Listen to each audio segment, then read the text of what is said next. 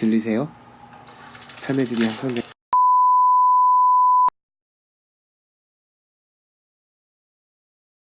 결론부터 말씀드리자면 제가 산 제품은 모든 면에서 무난하고 잘 샀다라는 생각이 든 제품이었어요. 메마른 제 방에 감성이 충만해지는 그런 기분이랄까요. 지금 보여드리는 제 사진들은 제가 넷플릭스를 보다가 틈틈이 찍어 놓은 사진들입니다. 비교 대상이 없어서 판단하기는 어려우실 수도 있겠지만요, 이 정도면 꽤 수준급이지 않나요? 최소한 어두운 방에서 볼 때는 개인적으로는 TV 화질 수준까지도 보여주는 것 같아서 꽤나 만족스러웠습니다. 자, 그러면 제일 중요한 거죠. 사기 전에 감안해야 될 것들에 대해서 실사용자 입장에서 짚고 넘어가 드리겠습니다. 첫 번째, 스피커 성능에 대한 부분입니다. 물론 빔 프로젝터를 구매하시는 분들이 스피커 성능을 그렇게 크게 보지는 않으실 것 같습니다만, 스피커는 기본적으로 제가 산 빔 프로젝터의 경우에는 스피커는 1W 출력입니다. 좋은 편이라고는 할 수는 없죠.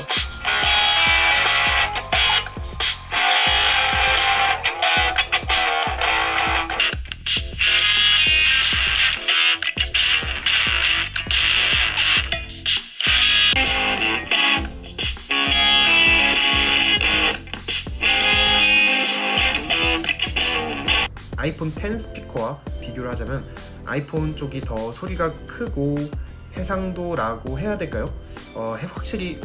확실히 그런 게 더 좋은 게 느껴져요. 제가 가지고 있는 아이패드 프로 12.9인치 1세대 스피커랑도 비교한 영상입니다. 그렇다고 해서 빔 프로젝터 스피커가 못 들을 수준이다 라고 하는 건 아닙니다. 왜냐면 제가 넷플릭스든 영화를 볼 때는 기본 스피커로 듣고 있거든요. 제가 소리에 민감한 편은 아닙니다. 참고하십시오.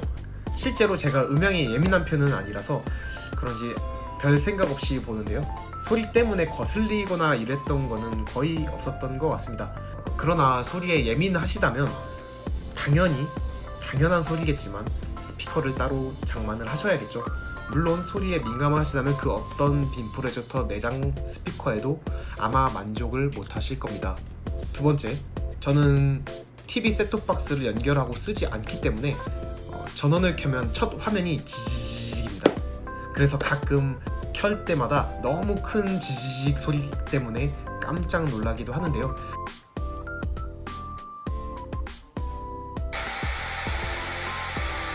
이게 첫 메인 화면을 바꿀 수 있는지 없는지는 아직까지는 잘 모르겠습니다. 설정을 뒤져봐도 뭐 그런 설정은 없는 것 같았는데요. 사용에 지장이 있는 편은 아닌데 조금 아쉽다 정도로 생각을 하시면 될 것 같습니다. 왜냐면 저처럼 TV를 연결하지 않고 쓰시는 분들도 분명 계시기 때문이겠죠. 세 번째, 개인마다 편차가 있을 수도 있겠는데요, 반응 속도가 조금은 아쉽다는 그런 의견들도 있더라고요. 물론 저는 잘 모르겠습니다. 물론 이 정도 가격에 더 좋은 고성능의 칩셋을 쓸 수는 없었을 것 같습니다만, 살짝 0. 몇 초 딜레이 되는 느낌이 들긴 하는데 저는 큰 불편함을 개인적으로 못 느꼈습니다.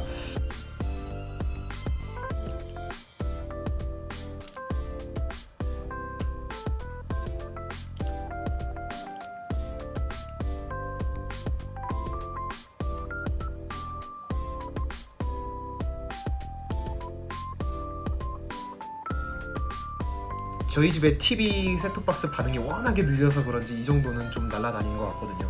그래서 제 기준은 이 정도 반응 속도면 괜찮다, 빠른 건 아니지만 보통은 한다, 이 정도 느낌이었습니다. 네 번째로, 타이핑 문제입니다. 이건 좀 불편합니다.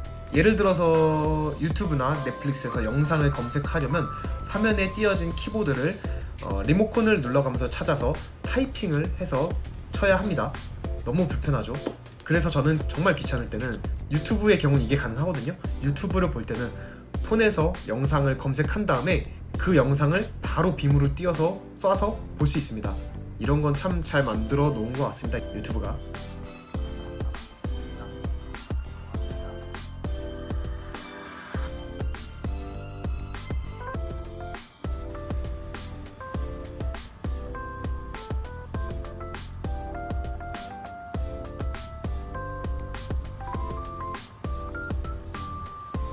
근데 문제는 이거죠. 이 빔 프로젝터에도 웹서핑을 할 수 있게 브라우저가 탑재가 되어 있는데요, 타이핑 자체가 힘드니까 쓸 수가 없어요. 이게 있어서 탑재해줘서 고맙고 정말 좋긴 한데 타이핑 때문에 쓸 수 없는 이런 아쉬운 갈증이 드는 거는 어쩔 수 없는 듯하네요. 물론 빔 프로젝터를 웹서핑용으로 사시는 분은 안 계시겠지만요. 마지막으로 아이폰은 미러링이 안 된다는 점입니다. 아이폰 사용자만의 고려사항인 것 같아요. 안드로이드는 당연히 된다고는 하는데 아이폰의 경우에는 미러링을 하려면 따로 동글이라고 하죠. 미러링을 도와주는 따로 외장 장치를 사서 연결한 다음에 미러링을 띄워줘야 한다고 합니다. 이건 제가 안 해봐서 어디까지 띄워주는지는 모르겠습니다만 제가 알기로는 미러링으로 해도 넷플릭스 같은 경우는 아이폰에서 따로 미러링을 지원 안 한다는 얘기가 있어서 여튼 이거는 아이폰 사용자분들은 참고하면 되실 것 같습니다. 그래도 다행히도 필요한 앱들은 기본 탑재가 되어 있기 때문에요. 제 기준에서 미러링을 할 일은 아직까지는 없습니다. 아직까지는.